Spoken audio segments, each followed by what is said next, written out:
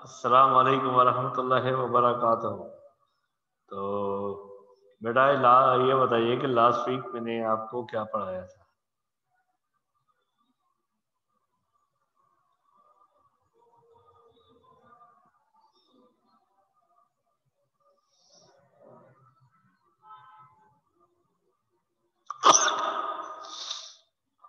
याद है बेटा क्या पढ़ाया था?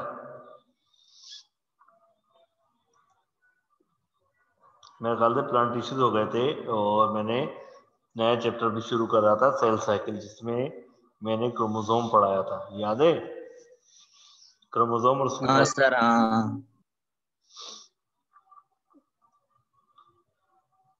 बेटा अब हम उससे आगे चलेंगे।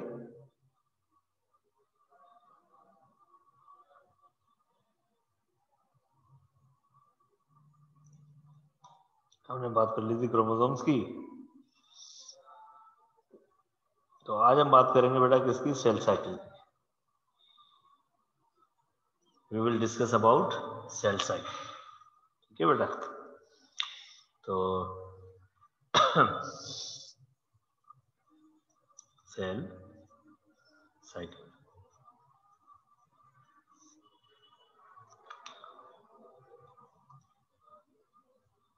तो ठीक है बेटा, what is the cell cycle? Sequence of changes है बेटा, सीक्वेंस ऑफ changes between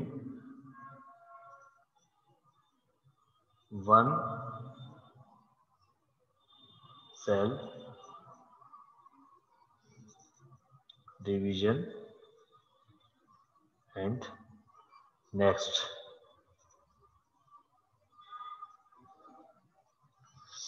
ठीक है बेटा? तो क्या होती है बेटा, what is a cell cycle? जितनी भी चेंजिंग होती है एक डिवीजन से लेकर दूसरी डिवीजन के बीच में, जो भी चेंजिंग होंगी उसको हम बेटा क्या बोलेंगे? This is called cell cycle. Clear है? What is a cell cycle? Sequencing of changes, जो भी चेंजिंग आएंगी एक डिवीजन से दूसरी डिवीजन के बीच में, उसको बेटा हम क्या बोलते हैं? हम सेल साइकिल बोलते हैं। This is called cell cycle. ठीक है बेटा? तो अब इसके सेल साइकिल के दो फेसेस होते हैं। सेल साइकिल के क्या होते हैं बेटा? दो फेसेस होते हैं।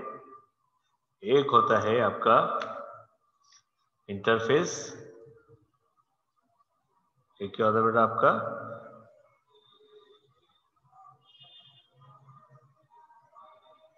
इंटरफेस, और दूसरा होता है बेटा आपका एम फेस।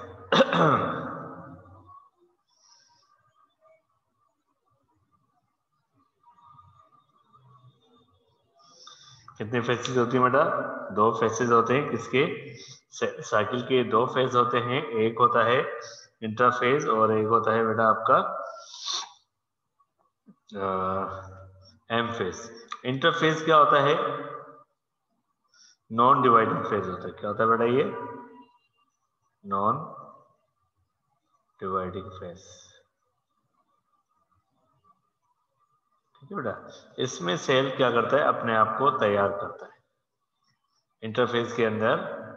ठीक है बेटा? सेल क्या करता है बेटा? अपने आप को तैयार करता है। ठीक है? और एम फेज क्या बेटा? That is a dividing phase. ठीक है? एम फेज क्या होता है? Dividing phase. और इंटरफेस क्या होता है बेटा? Non dividing phase. ठीक है? सेल साइकिल, जो भी पूरी साइकिल है, वो दो फेजेस में कंप्लीट होती है। एक होता है बेटा इंटरफेस और एक होता है एम फेज। इंटरफेस क्या होता है बेटा? Non dividing phase. इसमें सेल डिवाइड नहीं होता बल्कि अपने आप को तैयार करता है। ठीक है? दूसरा बेटा एम फेज जब तैयार हो जाता है तो सेल क्या हो जाता है बेटा, डिवाइड हो जाता है, तो उस फेज को हम क्या बोलते हैं, एम फेज। क्लियर है, समझ में आ गया कि जो हमारी सेल साइकिल हो रही है, ठीक है बेटा, तो कितने स्टेप में हो रही है, 2 स्टेप में हो रही है। एक आपका इंटरफेज और दूसरा बेटा आपका एम फेज। इंटरफेज क्या होते हैं, नॉन डिवाइडिंग फेज, इसमें सेल डिवाइड नहीं होता बल्कि सेल अपने आप को तैयार करता है डिवीजन के लिए। जबकि बेटा एम फेज क्या है, डिवाइडिंग फेज है, इसमें सेल क्या हो जाता है बेटा, डिवाइड हो जाता है। क्लियर। तो बेटा अब हम आगे चलते हैं, इंटरफेज, अब हम बात करेंगे इंटरफेज की।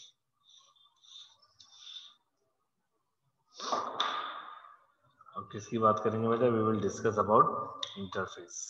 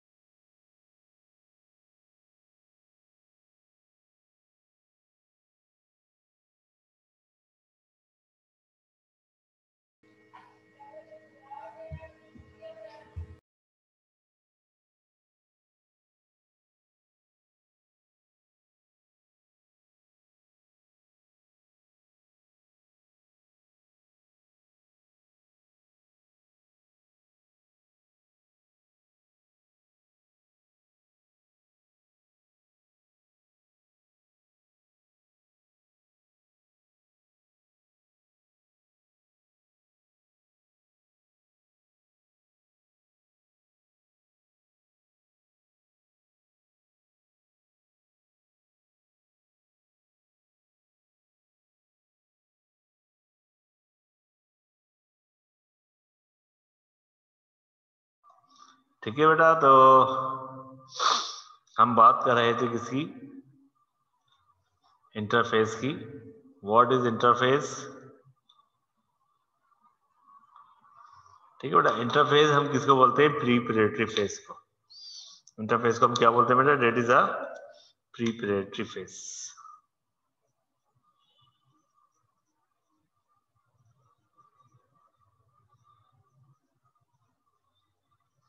इसमें सेल अपने आप को बेटा क्या करता है, तैयार करता है।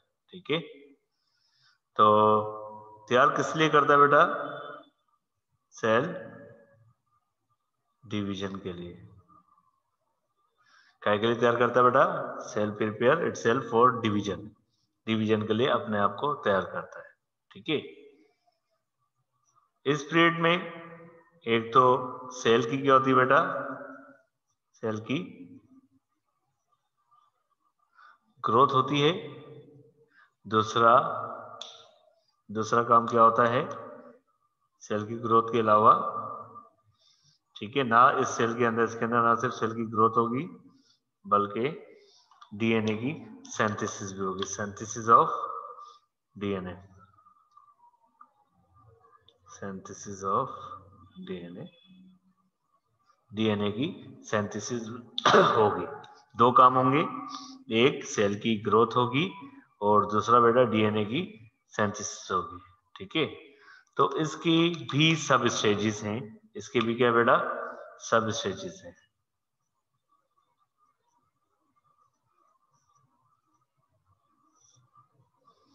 इसके भी क्या बेटा, सब स्टेजेस हैं। ठीक है, याद रखिएगा। वो सब स्टेजेस कौन कौन से बेटा, सबसे पहला स्टेज है G1 फेज, यानी कि गैप 1 फेज। ठीक है, तो इस फेज के अंदर, ठीक है, एक्सटेंसिव मेटाबॉलिक एक्टिविटीज, ठीक है, इसके अंदर क्या होती है बेटा, एक्सटेंसिव मेटाबॉलिक एक्टिविटीज। इसमें बहुत ज्यादा मेटाबॉलिक एक्टिविटीज होती हैं। ठीक है, कौन कौन सी मेटाबॉलिक एक्टिविटीज होती है बेटा इसके अंदर, ठीक है, ग्रो इन साइज, सेल क्या करता है बेटा, सेल के जो साइज है उसकी ग्रो होती है। एंजाइम्स आर सिंथेसाइज्ड,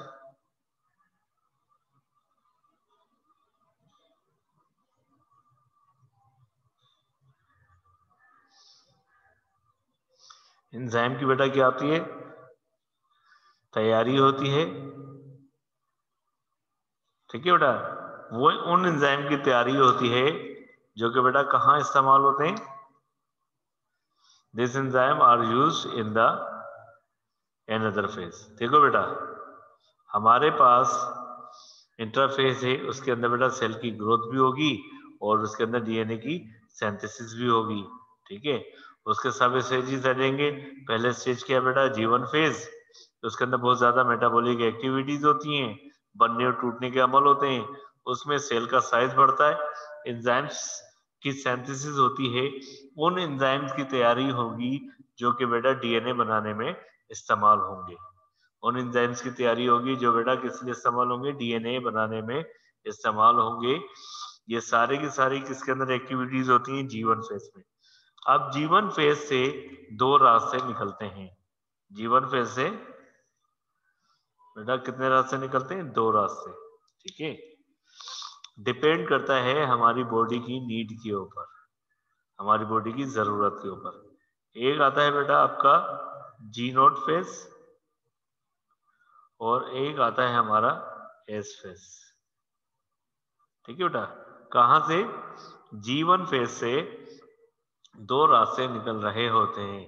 एक रास्ता, ठीक है बेटा, कहाँ जाता है, G0 फेज की तरफ, ठीक है, और या फिर S फेज की तरफ, या तो G0 फेज की तरफ जाएगा या फिर S फेज की तरफ जाएगा। ठीक है, G0 किसको बोलते हैं बेटा, that is the resting phase. ये क्या है, एक, ठीक है, रेस्टिंग फेज है। इसमें सेल क्या करता है बेटा, अपने आप को, इसमें सेल आराम करता है, क्योंकि अगर हमारी बॉडी को सेल की नीड नहीं है, ठीक है, तो जब नीड नहीं है तो डिवीजन की तरफ नहीं जाएगा, बल्कि वो कहाँ जाएगा बेटा, रेस्टिंग की तरफ। डिवीजन की तरफ जाने की बजाय वो कहाँ चला जाएगा बेटा, रेस्टिंग फेज की तरफ चला जाएगा। ठीक है, और अगर हमारी बॉडी को जो है सेल की जरूरत है तो बेटा G1 फेज से वो कहाँ चला जाएगा, S फेज की तरफ चला जाएगा, G0 फेज की जगह। इसकी जगह कहाँ चला जाएगा बेटा, S फेज की तरफ चला जाएगा। ठीक है, जब हमारी बॉडी को सेल की नीड होगी, और जब जरूरत नहीं होगी तो कहाँ चला जाएगा, G0 फेज।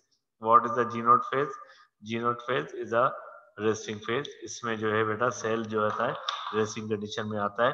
क्यों आता है, क्योंकि उस वक्त हमारी बॉडी को सेल की जरूरत नहीं है। क्लियर है बेटा, समझ में आ गई।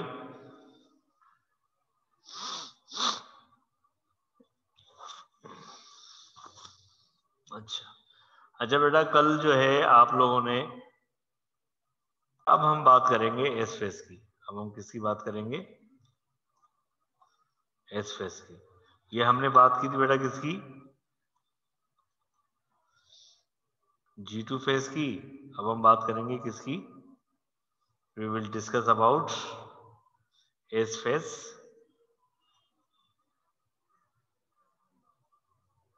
यानी कि synthesis phase.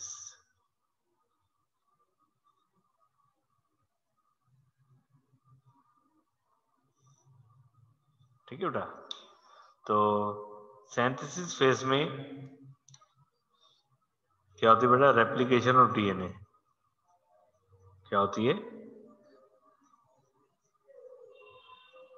Replication of DNA, DNA की कॉपी बनती है। इसी वजह से बन रही है ना, बनने के अमल को क्या बोलते हैं? सिंथेसिस।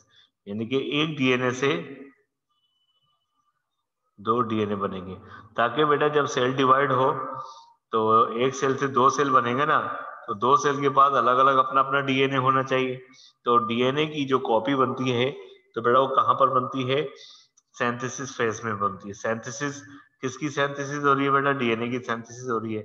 इस वजह से इस फेज को क्या कहा जाता है? एस फेज कहा जाता है। क्लियर है बेटा? इसके बाद हमारा दूसरा फेज शुरू हो जाता है, G2 फेज।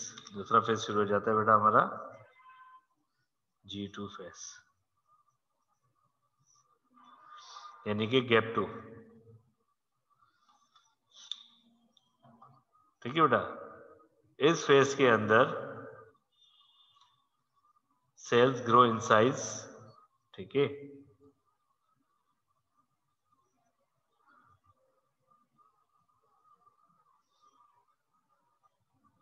सेल का साइज क्या हो जाता है बेटा? बढ़ जाता है।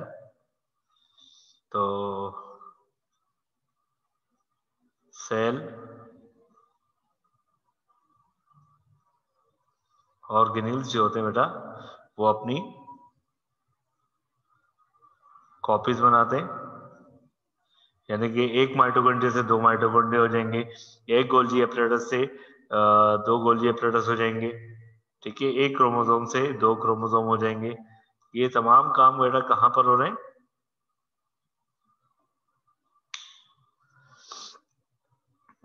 ठीक है बेटा? तो G2 फेज में क्या होगा? सेल का साइज भी बढ़ गया और सेल के ऑर्गेनल्स की डुप्लीकेट कॉपी भी बन गई, यानी कि एक डीएनए से 2 डीएनए बन गए।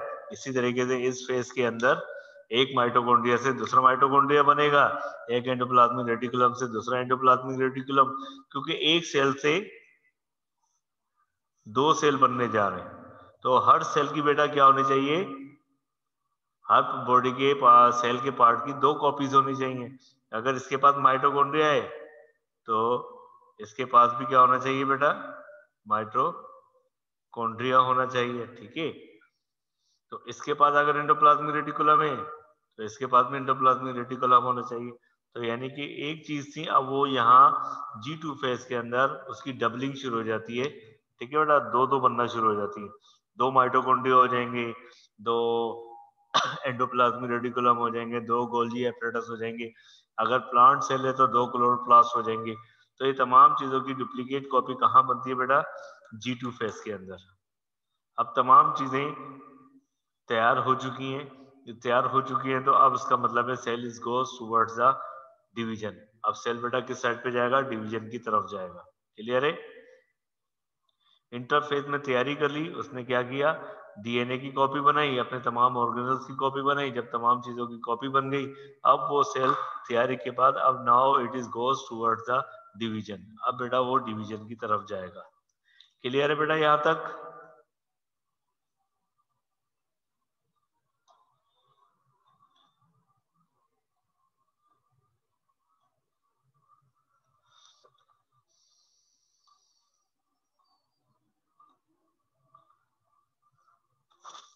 तीनों बच्चों को समझ में आ गई ना बेटा?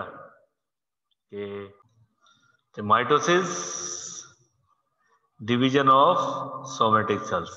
ठीक है बेटा? माइटोसिस क्या है? सोमेटिक सेल्स की डिवीजन है। Somatic cells are the cells of body cells. Somatic cells क्या होते हैं बेटा? हमारे बॉडी के सेल्स होते हैं। ठीक है बेटा? जैसे हमारे आंखों के, हमारे लिवर के, किडनी के, ये जो सेल्स होते हैं ना बेटा, ये कौन से होते हैं? सोमेटिक सेल्स होते हैं। और सोमेटिक सेल्स में कौन सी डिवीजन होती है बेटा? माइटोसिस। सही है?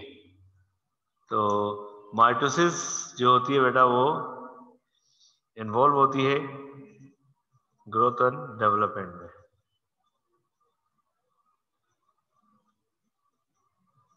चाहे बेटा प्लांट हो चाहे वो एनिमल्स हो, उनकी ग्रोथ भी माइटोसिस की वजह से होती है और उनकी डेवलपमेंट भी किसकी वजह से होती है बेटा? माइटोसिस की वजह से होती है। तो बेटा माइटोसिस के नतीजे में 2 identical daughter cells are formed from a single parent cell. ठीक है बेटा, तो सिंगल पेरेंट सेल से दो एक जैसे सेल बन जाते हैं। क्या बन जाते हैं बेटा? दो आइडेंटिकल डॉटर सेल्स बनते हैं। इन the result of mitosis, mitosis के नतीजे में दो आइडेंटिकल डॉटर सेल्स बनते हैं। ठीक है, तो बेटा ये जो माइटोसिस होती है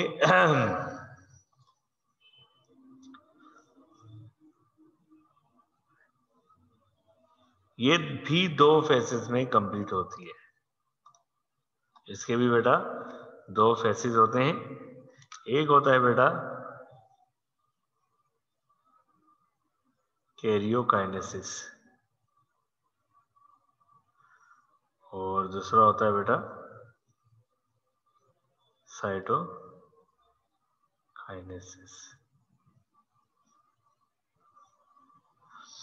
कैरियोकाइनेसिस, कैरियोन बेटा बोलते हैं न्यूक्लियस को। ठीक है, karyokinesis is the division of nucleus. ये क्या बेटा? Division of nucleus. न्यूक्लियस की डिवीजन को बेटा क्या बोलते हैं? कैरियोकाइनेसिस। और साइटोकाइनेसिस क्या है बेटा?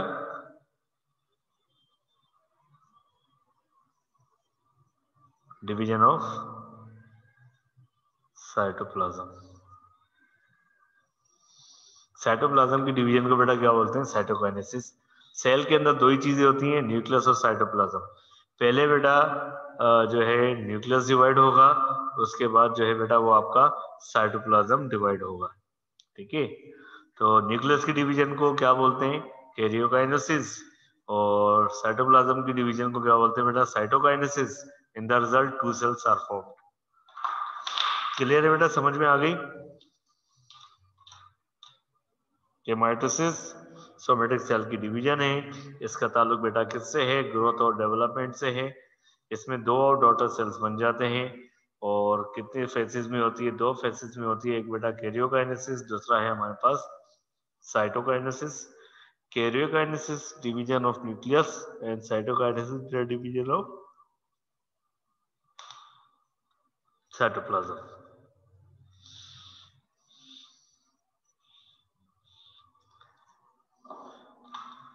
ये जो बेटा कैरियोकाइनेसिस होती है, ठीक है, डिवीजन ऑफ न्यूक्लियस।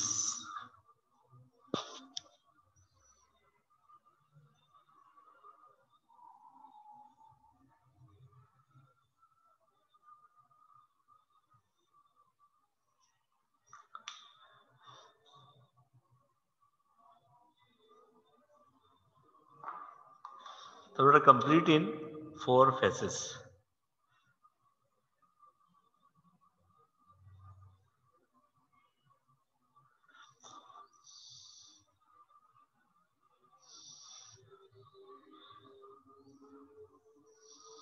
कितने फेसेस में कंप्लीट हो रही है? 4 फेसेस में कंप्लीट होती है। ठीक है, तो पहला फेज प्रोफेज, फिर मेटाफेज, तीसरा बेटा आपके पास एनाफेज और चौथा है बेटा हमारे पास टेलोफेज। ठीक है बेटा, तो ये जो न्यूक्लियस की डिवीजन है कितनी फेसेस में हो रही है बेटा? 4 फेसेस में होती है। Prophase, metaphase, anaphase and telophase. ठीक है, जो प्रोफेज है, प्रोफेज की मीन्स, प्रोफेज मीन्स बिफोर। ठीक है, metaphase means between, anaphase means return और टेलोफेज मीन्स एंड। ठीक है बेटा, तो इन तमाम फेजेस के अंदर क्या होता है बेटा, सेल डिवाइड होता है। ठीक है, mitosis division of somatic cell. ठीक है बेटा, तो उसके अंदर पहले न्यूक्लियस डिवाइड होगा। जो न्यूक्लियस की डिवीजन होगी वो कितने फेसेस में होगी, 4 फेसेस के अंदर होगी बेटा। पहला है प्रोफेज, दूसरा है मेटाफेज, तीसरा है एनाफेज और चौथा है बेटा आपका टेलोफेज। क्लियर है बेटा, समझ में आ गई?